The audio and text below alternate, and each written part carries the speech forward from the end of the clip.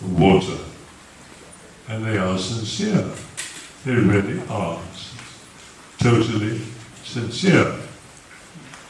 It still exists in parts of the world where people believe. They don't believe in organized religion.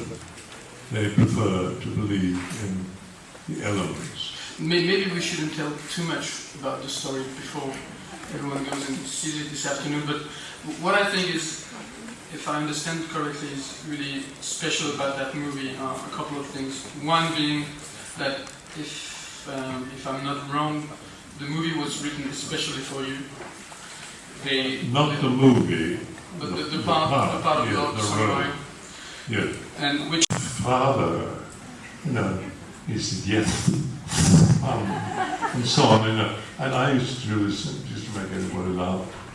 And I also did the dog, who used to get very angry in Tom and Jerry with the cat, because they didn't speak. Sylvester spoke with this way of speaking, which I used to do on the telephone to Peter Cushing. And he didn't like the telephone, and he didn't answer the telephone. But when he picked it up, he used to use a strange voice, and he would say, like that, and I would do the bulldog, Spike, who said, "That's my boy." You got in your hand. And he knew it was me, of course. And then I used to do a character called Yosemite Sam. And I would do that on the telephone. "I want to kill you. If it's the last thing I do." This sort of thing. I know I surprise people sometimes, but it was terribly funny. And there was one film, so many, in which Yosemite Sam is riding a dragon, and he's trying to attack a castle, and the dragon won't stop. And he's trying to get it to stop. "Whoa, dragon, whoa!" It won't stop. No, but it's the voice. "I'm going to get you. If it's the last thing I do." You probably haven't seen many of these films, you see, because they're very, very English speaking. But they were wonderful. They're cartoons, of course. Sylvester was a wonderful, funny invention. And he's on the ship, and there's a small kangaroo in a big box. And Sylvester always wants to find everything out. She opens the box, and the kangaroo comes out. And it's much bigger than him. And he goes completely white,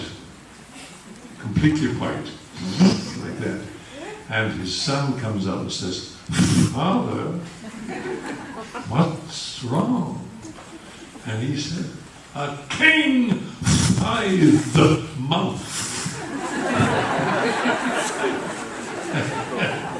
I'm going to ruin my whole reputation by doing this. But that's comedy. I didn't invent it, but I can do it. And I can imitate it. And I used to do this especially with Peter Cushing. And I would do it when we were making the movie, before he became ill. And I did it on purpose. And he had a habit of doing this. The finger. And there was one scene where he says to me, "Sir Henry, you must not go out on the moor alone tonight." But he always used to pronounce the T. And so what he said was, "Sir Henry, you are not to go out on the moor tonight."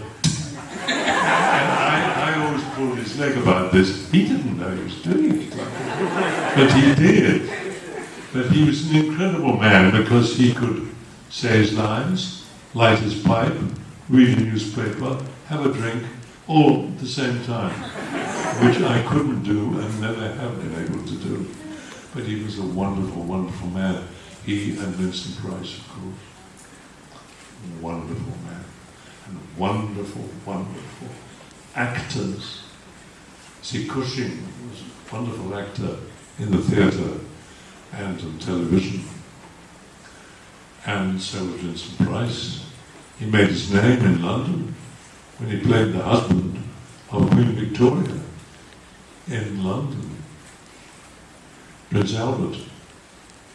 And so, you're not talking about just this person, that person. You're talking about people who really know what they're doing. And we always laughed. We had to. We're making fairy stories, favelle. They're not real. They can't happen, some of them. And it's very important that the audience believes what they're looking at the time. Or when they've come out and they've finished, they say, well, of course, it couldn't happen. I played a lot of characters who did, in fact, exist, like Rasputin. Oh, Richelieu? No, I didn't play Richelieu, that was Charlton Heston. I played Rochefort, the most dangerous swordsman in France, and Oliver Reed, whom I knew very well when he was very young and very thin and very nervous. I used to give him, I had a second-hand car. I bought it when I was 35 years old. And I started when I was 24, 25. Otherwise I went against the state. And I made a private recording, unfortunately it's not available to the public, in which I sang the Inquisitor. And if you want to hear, not all of it, just one tiny bit, I can still do it.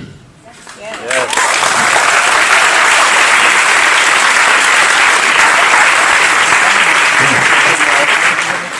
The scene starts. The king has just sung a wonderful aria called Ella Jamai Mamo.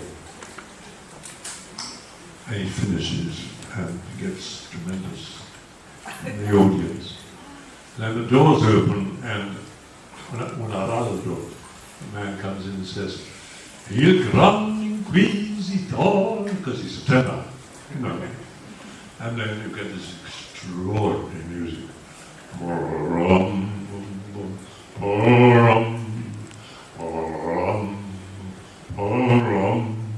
It's all like that. As the Inquisitor comes in, he's 90.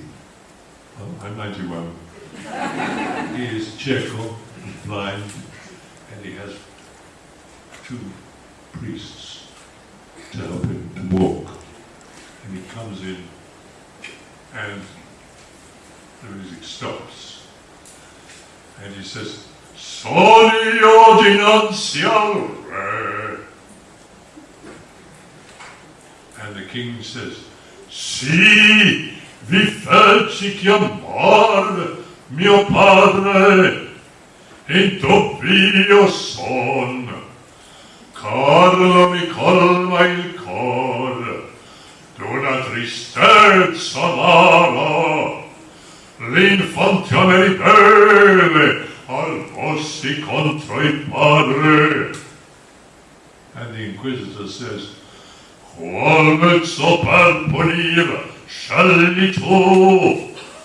I'm not going to do any more.